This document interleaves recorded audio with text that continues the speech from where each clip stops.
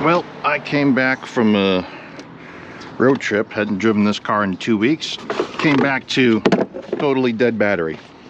I put a new one in there, but while I was in the process of doing that, I decided to do a little parasitic draw test, and it turns out it does indeed have a draw. So, I'm going to go through how to measure that and how to hopefully diagnose and fix it. So we got our meter here set to amps, and we're going to go ahead and get the negative cable removed from the battery, and we're going to hook up the meter in line with that, and then we're going to go ahead and lock and arm the car. It'll temporarily overload it, but that's fine. Actually, you know, one thing I forgot to do, I need to let the car think the hood is actually latched. So let me unlock that again. It's kind of overloading the circuit, but it's all right. So there we go. We unplug that, and now it thinks the hood is closed, and the alarm actually beeps and arms this time. And now normally it only takes, you know, 10-15 seconds for a Mk4 to go fully to sleep. We're going to give this a little bit longer and see what happens, but when I was testing this earlier, it kind of stayed in this 200 milliamp range without actually dropping down. So most Mk4s would have already been to sleep by now. They go to sleep pretty quickly when everything is working the way it's supposed to. But this one seems to continuously draw right around, you know, 230 or so milliamps. But we'll let it sit for a little bit, see if it drops any further. But I don't think this one will.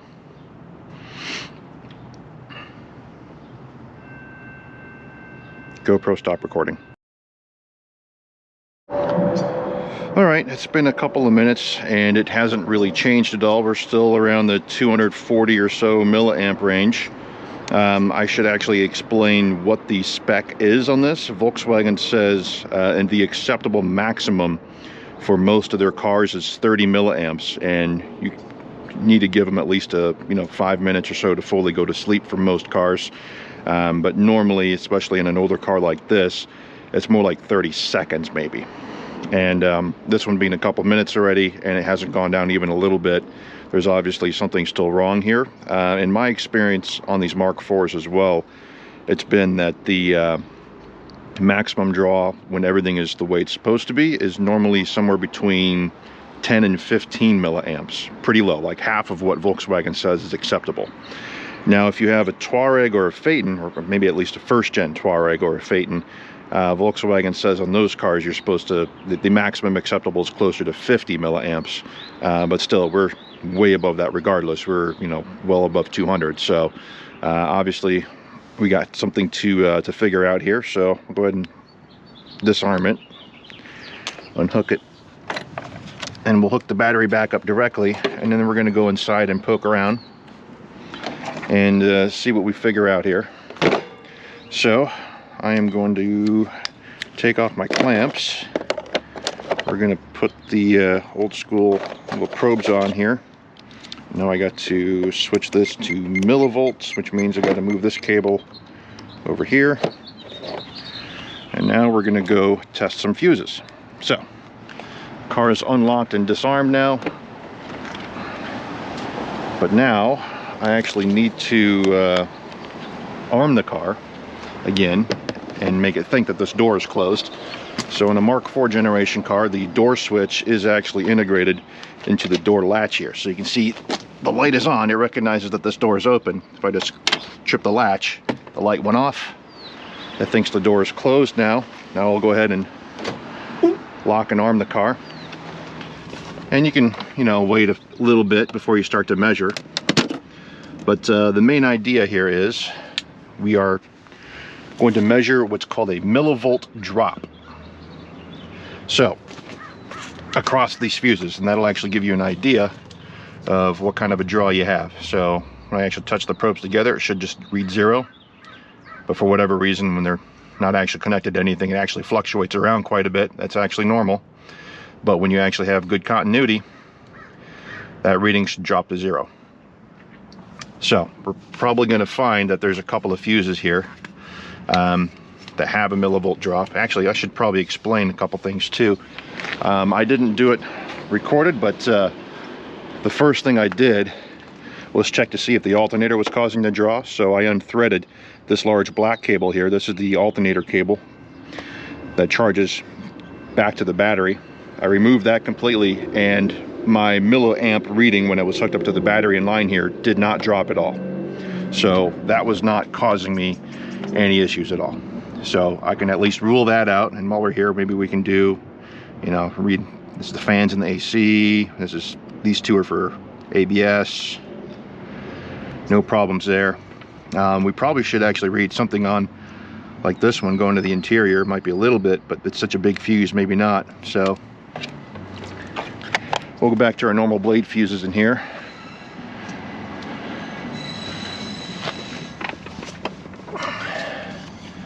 Since these guys have a little bit more resistance, since they're so small, we should actually read on at least a couple of fuses, maybe at least just one fuse, that there's a little bit of a millivolt drop.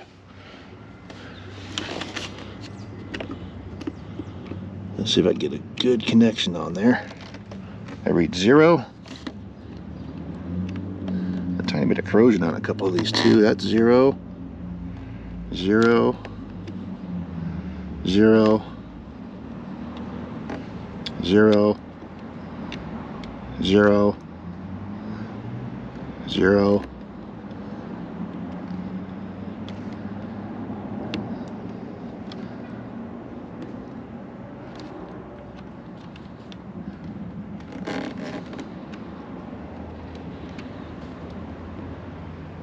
Oh, there we go. So there's one. It's got the 0.3 millivolt drop. And I've actually already gone through this, so I know what two fuses they actually are. The next one is actually going to be this guy right here. This is fuse 38. So I got a 0.4 millivolt drop. This is a 15 amp normal fuse, 0.4. And then we have a 10 amp mini fuse. And this is important to know because there is a current consumption chart that you can look at to kind of calculate what kind of draw you're dealing with. So okay, we're going to say this is 0.2 on the 10 amp mini fuse, and this is in position 14, and you can see there's actually a little light logo on there, so it has something to do with interior lights. And 38 has something to do with the key, which is, you know, maybe something to do with the central convenience module. We'll take a look at wiring diagrams and see. And yeah, so we have 0.4 and then 0.2. Okay, so those are the two that I measured earlier. I know for sure. I've already been through the rest of this, and they were all 0 except for these two fuses. So we now know which two fuses we're going to go after. I'm going to go ahead and disarm the car again and put the key in and hook up the scan tool. So let me grab this key, unlock it. I actually open this door as well, so it doesn't try to rearm itself if I don't get it set up fast enough. So put our stuff down, hook up our VCDS cable.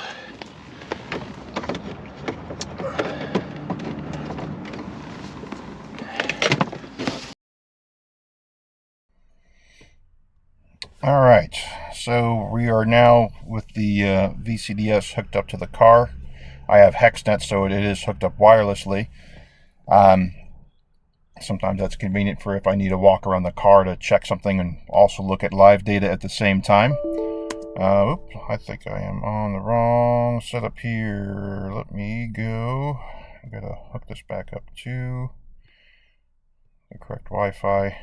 That is the cable.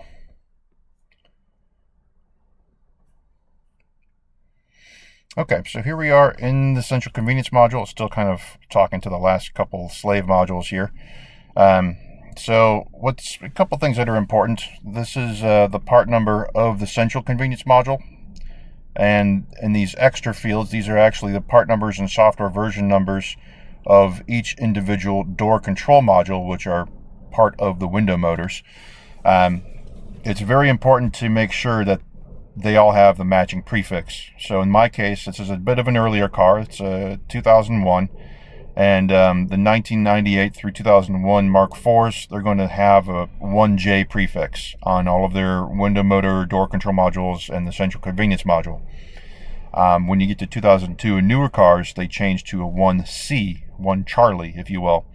And you cannot mix and match 1 Charlie part numbers and 1J part numbers. You need to make sure that that prefix matches. They communicate on different CAN bus speeds. The later cards have a couple extra messages that the earlier ones aren't going to recognize. I have seen cars with parasitic draw problems because somebody matched the wrong window motors. So that is a pretty important thing to look at. And normally, if you have one of those mismatched door control modules in the system, it'll probably end up with scrambled data in that field for whichever is the offending door control module. And sometimes it can crash communication for multiple modules just because of all the garbage it's sending on the CAN bus that's not being recognized by the different generation modules. But in this car, obviously, everything is there. It's recognized all 4 window motors correctly. They're all 1J numbers. Everything's fine. We're going to go ahead and check fault codes first.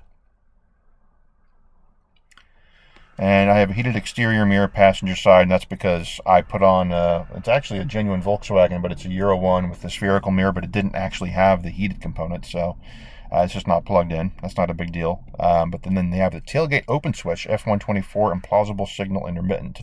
That could be my problem. So we're going to go ahead and go through live data, see what we see.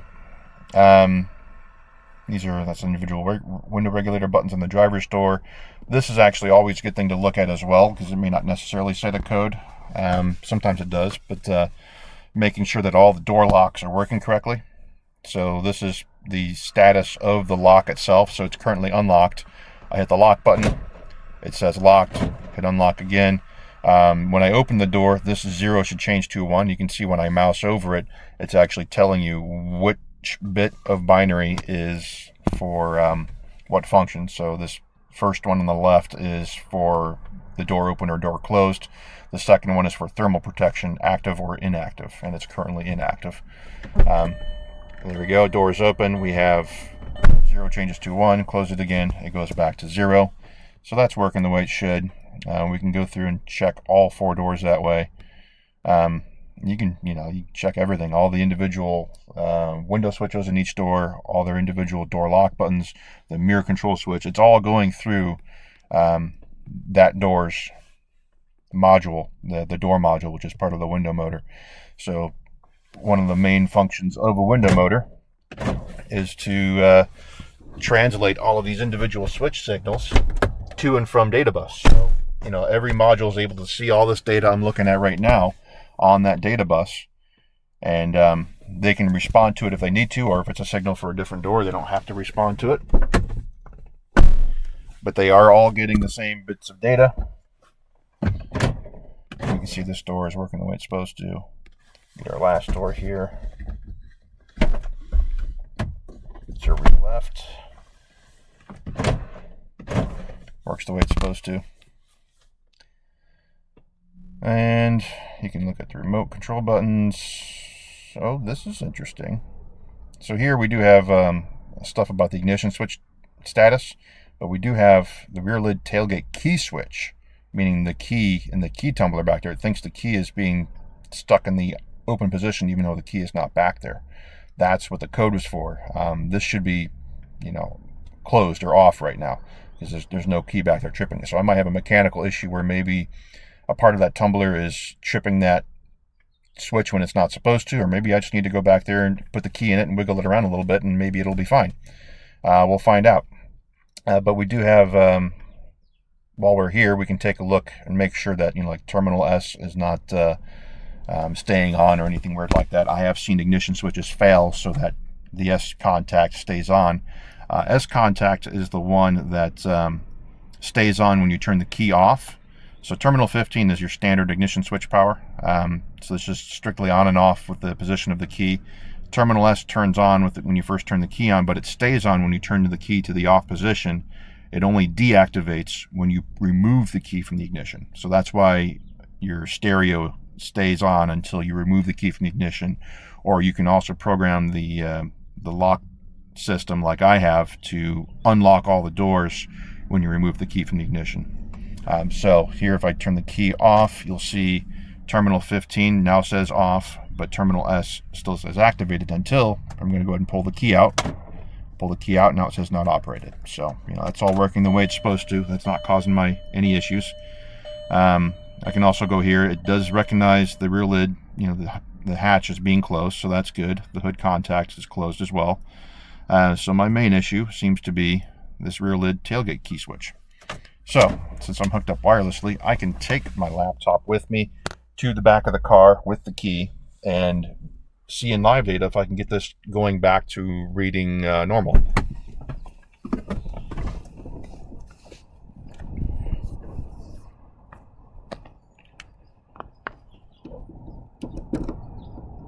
And yeah, whoop, it's very touchy.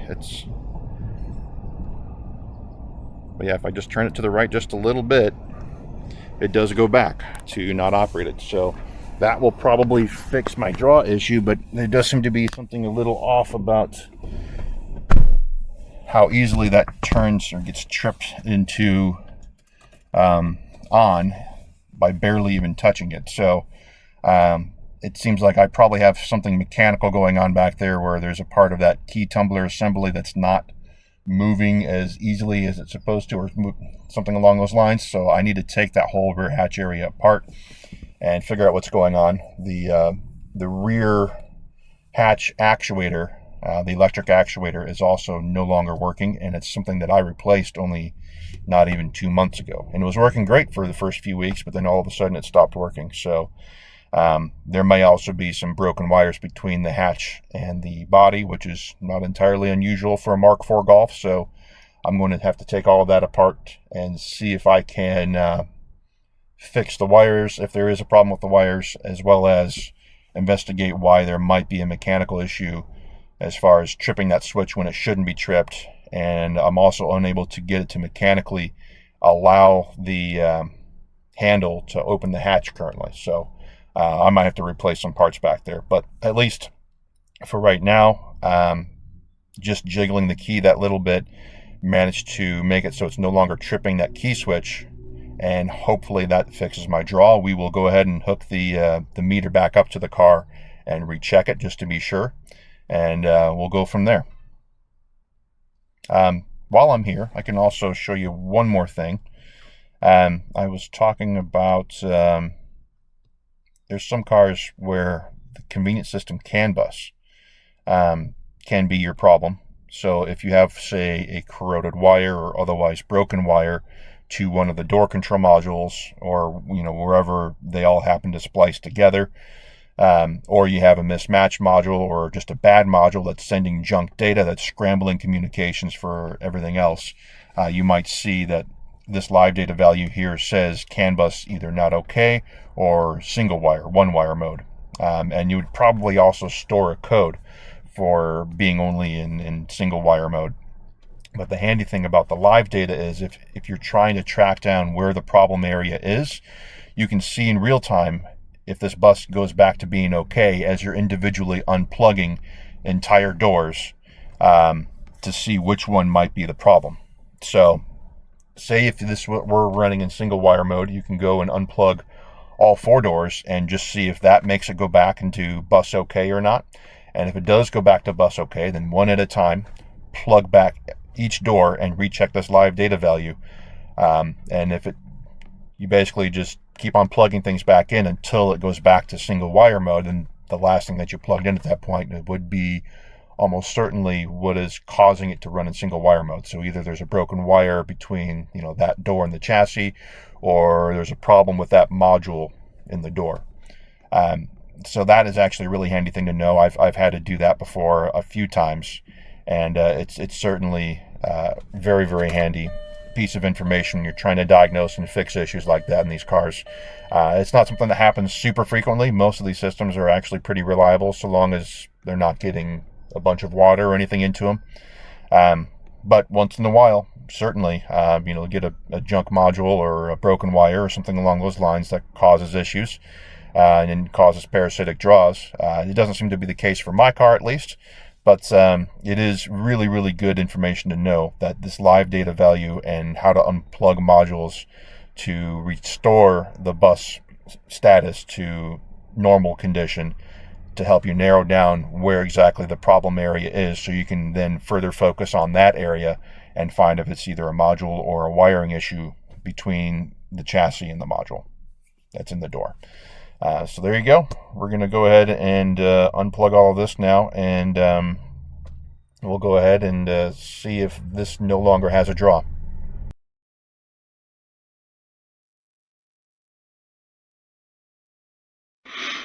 Alright, so this is a tech bulletin from Volkswagen, and this is giving us the what they call it, a matrix. It's just a table with fuse sizes and your millivolt draw reading. So you find your fuse size first, and then remember what millivolt draw you are reading on that particular fuse, and that gives you a calculation on approximately how many milliamps that converts to. How much of the draw is that particular fuse contributing?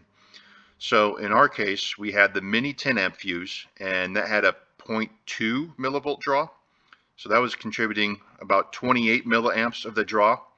But then we had the standard 15 amp fuse that had, right around 0.4, and that was 91 milliamps. So then maybe there's another couple of fuses as well. There's two 15 amp fuses that live on top of the relay panel that are also for the convenience system control module, the central convenience system control module. And those may have also shown a draw, but I didn't actually go that far once I saw the two on the side of the dash that had a draw, and also already found out that they were for the convenience system as well. And speaking of, I can go to this PDF. This is all from irwin.vw.com. The entire Mk4 wiring diagram set up here, as well as that current consumption matrix. The current consumption matrix was found in their tech bulletins. As far as the wiring diagram here, though, since it is a PDF, you can use the search function to more quickly find what you're looking for. And in our system, it is the comfort system in our case. And we're probably going to end up finding a few different ones that are going to predate the car I'm working on. So I have to kind of find the right date range, as well as make sure it's the right kind of windows. So this one here is without power windows. Obviously the car I had did have power windows, and there's a very major difference in how they're wired. The cars that have power windows, every switch in the door actually has to go through the power window motor slash door control module that's part of the window motor, and it's converting those signals to and from data bus that goes to all the other modules on that data bus. So all the other door modules, as well as the central convenience module and the instrument cluster, which is the CAN gateway. That's 99. So I am going to have to find the one that is late 1999, because that is the newest before we get to a later 2001 date. So here we go. This is May 1999, which is actually for model year 2000 cars and newer. And my car, it's an April 2001 build, I believe. Or maybe no, mine was a February 2001 build, and I think the next newest comfort system wiring diagram is for April or May 2001. So my car is just before that. So this May 1999 and newer, or May 1999 through about April 2001, that's the range that my car falls in, being a 2001, early 2001 Golf.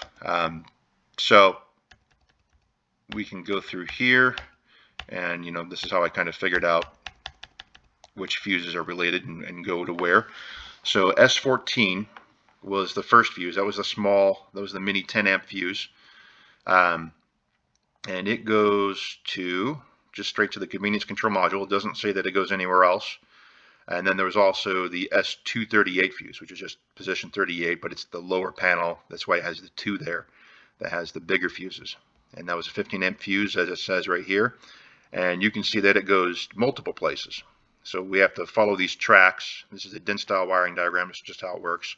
So this one is saying the continuation for this track is on track 51. We're currently at 215. So if I go back a few pages to find track 51, then you'll see a continuation from track 215. So Let's find 51.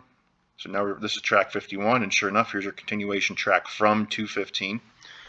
And you can see that it goes up here to the driver's front door lock module, but it also splits off and is sending power to E204. And that is the switch for the fuel tank door. But obviously that wasn't the issue. It was more of an issue with the rear hatch and the fact that it's a fuse that's shared going to the central convenience module and all of these door lock modules.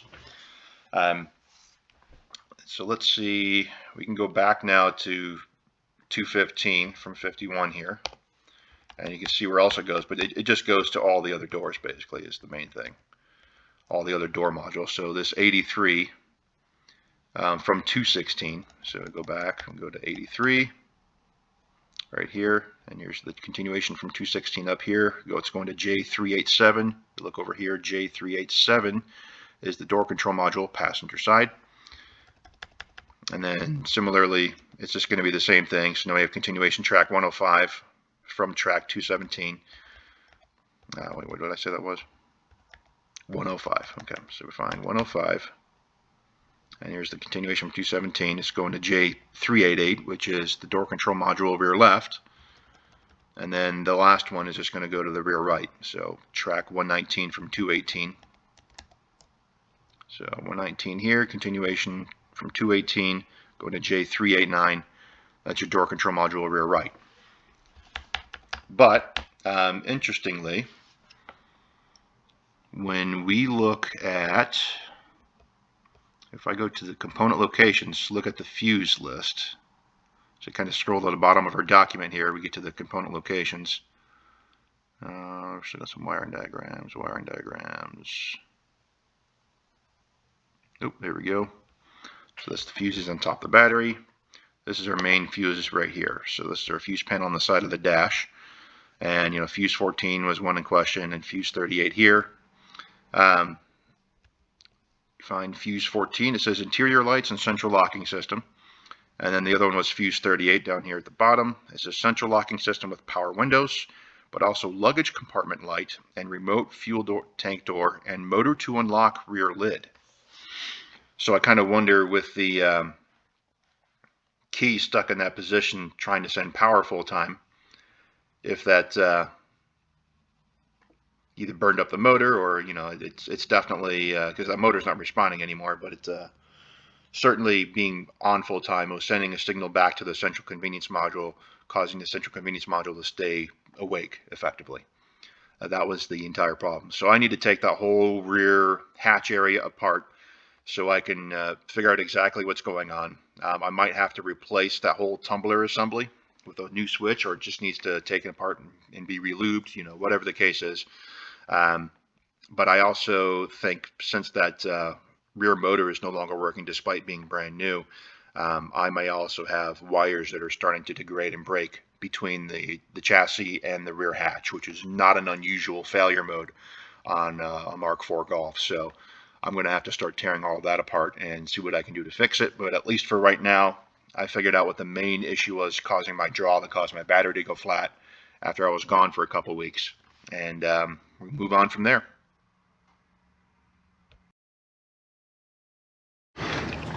Okay, so back at the battery, have it unhooked. Hook up our meter in line again. Go ahead and lock the car. Get armed.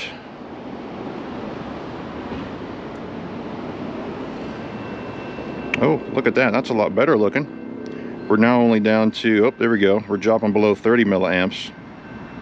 That's a good sign. So now we're hovering right where we're supposed to be, all because of a switch for the key in the rear hatch that was being tripped when it wasn't supposed to be tripped.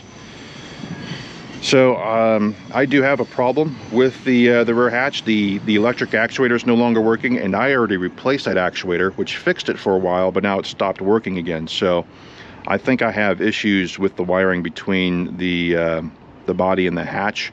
So I'm going to have to take that apart and address it, and then see if there's something that's sticking or causing the switch to trip when it's not supposed to trip, while I'm back there with the hatch things all kind of taken apart, and see what I can do to fix it.